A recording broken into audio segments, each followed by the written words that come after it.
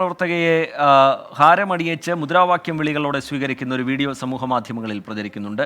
സ്വാതന്ത്ര്യ സമരത്തിൽ പങ്കെടുത്തതല്ല, mark list തട്ടിപ്പ് ജയിലിൽ കിടന്നതാണ് എന്ന പരിഹാസ കുറിപ്പോടെയാണ് ദൃശ്യങ്ങൾ പ്രചരിക്കുന്നത്. വാർത്തയുടെ സത്യാവസ്ഥ പരിശോധിക്കാം. രാഹുൽ മാങ്കൂട്ടത്തിലിന്റെ അറസ്റ്റിനെതിരെ വ്യാപക പ്രതിഷേധമാണ് കോൺഗ്രസ് അനുകൂലികൾ സമൂഹമാധ്യമങ്ങളിൽ ഉയർത്തുന്നത്. ഇതിനിടെയാണ് മാർക്ക് ലിസ്റ്റ് തട്ടിപ്പ് കേസിൽ ജയിലിൽ കിടന്ന SFI നേതാവിന് ജാമ്യം കിട്ടിയപ്പോൾ പ്രവർത്തകർ സ്വീകരിക്കുന്നു എന്ന അവകാശവാദത്തോടെ ഒരു ദൃശ്യം സമൂഹമാധ്യമങ്ങളിൽ പ്രചരിപ്പിക്കുന്നത്. പ്രചരിക്കുന്ന വീഡിയോയിലുള്ളത് SFI നേതാവ് സാന്ദ്ര ബോസ് ആണെന്ന് പരിശോധനയിൽ വ്യക്തമായി. എന്നാൽ ദൃശ്യങ്ങൾക്കൊപ്പം നൽകിയിരിക്കുന്ന വിവരണം തീർത്തും തെറ്റാണ്.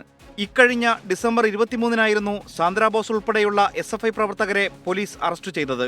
പ്രചാരണങ്ങളിൽ പറയുന്നതുപോലെ മാർക്ക് ലിസ്റ്റ് തട്ടിപ്പ് കേസിലല്ല സാന്ദ്ര ബോസിനെ പോലീസ് അറസ്റ്റ് ചെയ്തത്, മറിച്ച് പോലീസ് ജീപ്പ് തല്ലിത്തകർത്ത കേസിലായിരുന്നു അറസ്റ്റ്.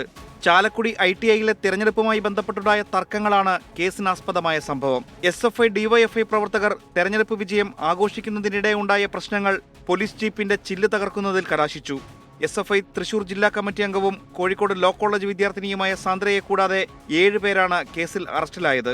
14 ദിവസത്തെ റിമാൻഡ് കഴിഞ്ഞ് ജനുവരി 5-ന് പുറത്തിറങ്ങിയ സാന്ദ്രയെ മാതാവും SFI പ്രവർത്തകരും ചേർന്ന് സ്വീകരിക്കുന്നതിന്റെ ദൃശ്യങ്ങളാണ് ഇപ്പോൾ തെറ്റായ തരത്തിൽ പ്രചരിപ്പിക്കുന്നത്. Fact check desk 24.